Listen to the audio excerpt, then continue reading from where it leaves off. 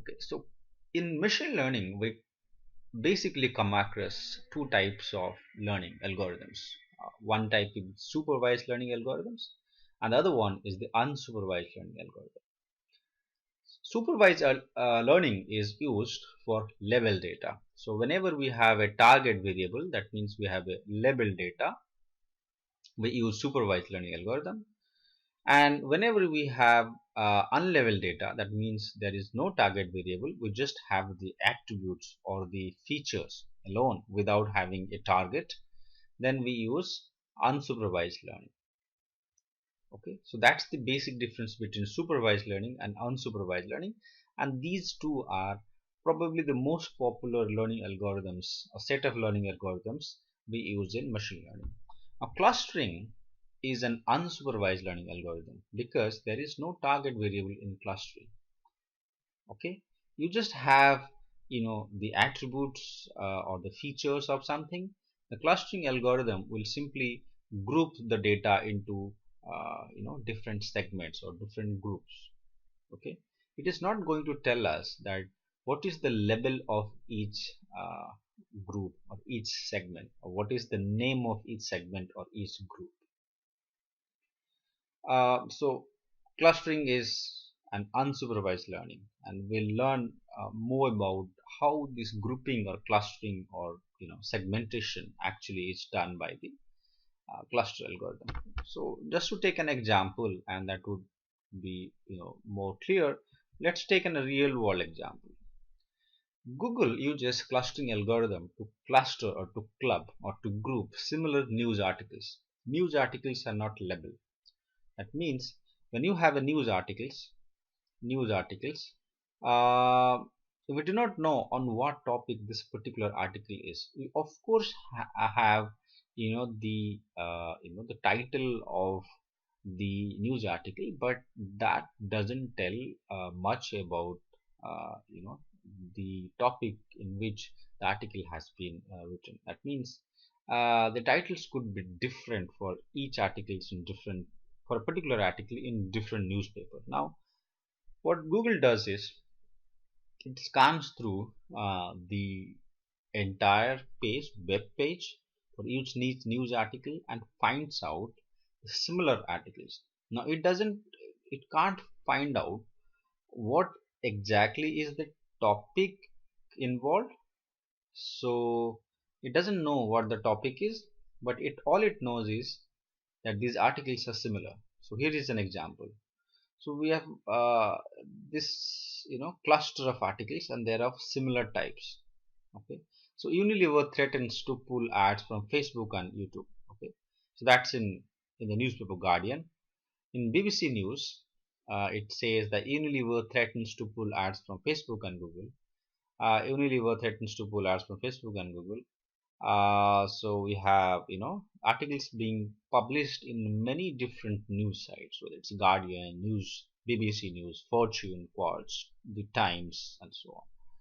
So Google scan through these web pages, hundreds of thousands of web pages, to find out similar news articles. It of course will never tell us the topic on which the new articles have been written. It just groups them, and that's why it's an unsupervised, and it works on unleveled data where we do not know what exactly is the topic, but we know that the topics are similar. Okay?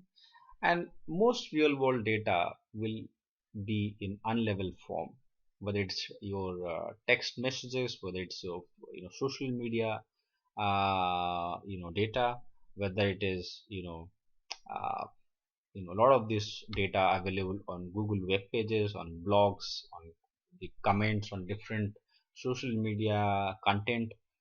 Well, these data will be unleveled. So in real world, we have more unleveled data than the level data, and getting level data is very expensive. So clustering is very helpful whenever we have unleveled data. So another illustration of clustering. Here you can see three types of different data points. Now it is very clear to human eyes that there are three clusters of data, right? This is one, this is other one, this is the third one. Right? And we know it when we see it, right?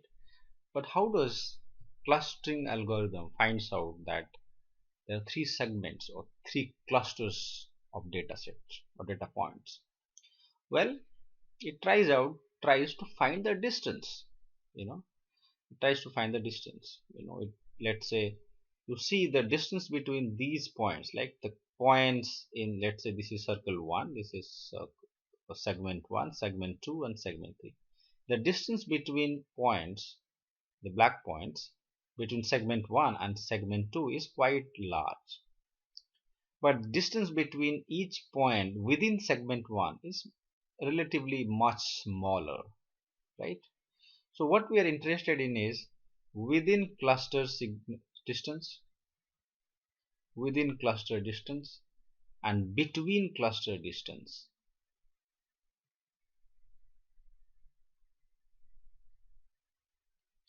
That means within the cluster, the distance should be as less as possible, whereas between cluster, the distance between the points, different points or element of that cluster, members of that cluster, should be very high. Okay. So similarly, the distance between points between cluster 2 and cluster 3, or whether it's cluster 1 with cluster 3, is quite high, whereas between the points within the cluster is much smaller, right? And that's the basic idea or basic thinking about how the clustering algorithm works. And there are different variations of it, like how do we find within cluster distance and between cluster distance, and based on how we find these distances and based on how we come up with these segments, there are different sets of or different types of clustering algorithms, and we'll see a few of them. One more real world use, many retail companies, they want to group their products into different sizes, like an apparel company might want its t-shirts to be clubbed into small, medium and large t-shirt, and given a set of features without having a label, if with the help of the feature the algorithm is able to find out set of clothes which are very small, which are medium and which are large, is also one example. In marketing is very useful because marketing data do not have a label. Many times you do not know much about what it talks about, but you have some data about customers with the products and so on. So you can have marketing segments, and then later on with expert judgment you can analyze this segment and sort of come to some conclusion. But many times marketing is where clustering is very useful. So different aspects of clustering algorithms are of various types.